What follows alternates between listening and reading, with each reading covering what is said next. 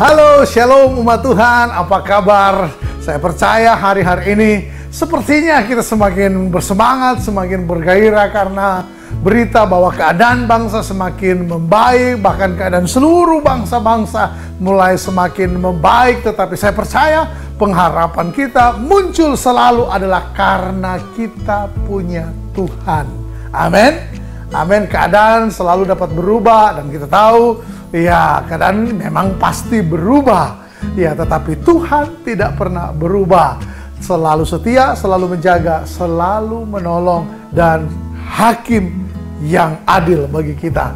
Nah, firman Tuhan hari ini saya ambil dari kitab Kisah Para Rasul pasal yang ketiga. Kenapa? Karena kita masih dalam semangat peristiwa kebangunan rohani, baptisan Roh Kudus. Amin. Dimulai dari Roteng Yerusalem, bahkan menyertai, Roh Kudus menyertai pelayanan gereja abad permulaan, gereja abad pertengahan, bahkan sampai kita di zaman ini, gereja zaman now, kita tetap bergerak, kita tetap bersaksi oleh karena Roh Kudus memenuhi kita. Nah, setelah Tuhan memakai hidup Petrus, Rasul Petrus dan Rasul Yohanes, ketika mereka mendoakan seorang yang lumpuh di depan gerbang bait Allah, dan orang lumpuh itu sembuh. Saudara perhatikan, orang yang penuh dengan Roh Kudus pasti akan bersaksi.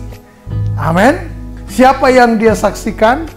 Pelayanannya, pencapaiannya, kemampuannya, khasiat-khasiat doanya, tips menjadi pendeta dan pengkhotbah yang baik, tips menjadi seorang karyawan, dari karyawan biasa menjadi direktur. Apakah itu yang disaksikan?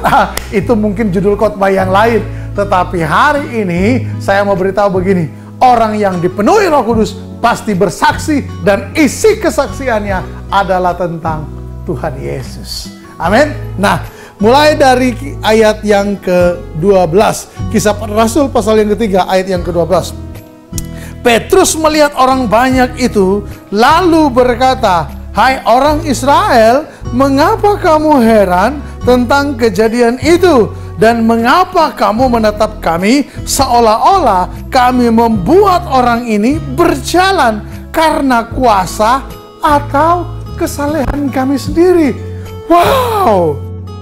Waktu saya baca bagian ini, saya menemukan bahwa fakta Petrus yang penuh dengan Roh Kudus tidak menjual kesalehannya sebagai barang promosi.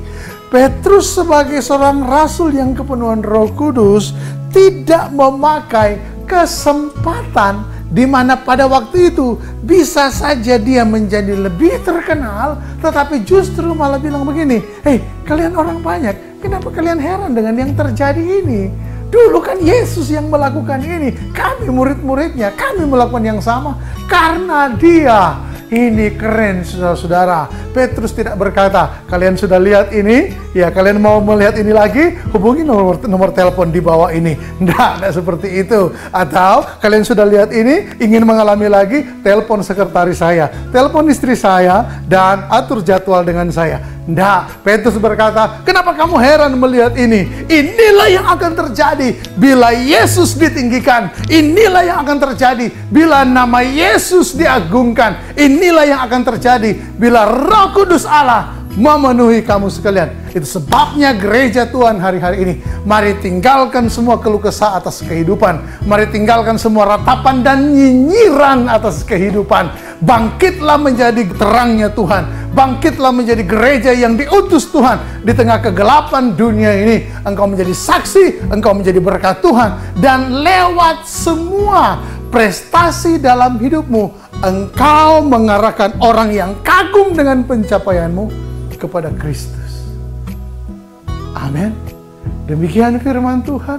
Tuhan Yesus memberkati. Kita berdoa. Bapa, terima kasih buat renungan ini. Kini kami akan kembali melanjutkan aktivitas kami. Penuhi kami dengan Roh-Mu, dengan hikmat dan wahyu. Dalam nama Tuhan Yesus. Amin.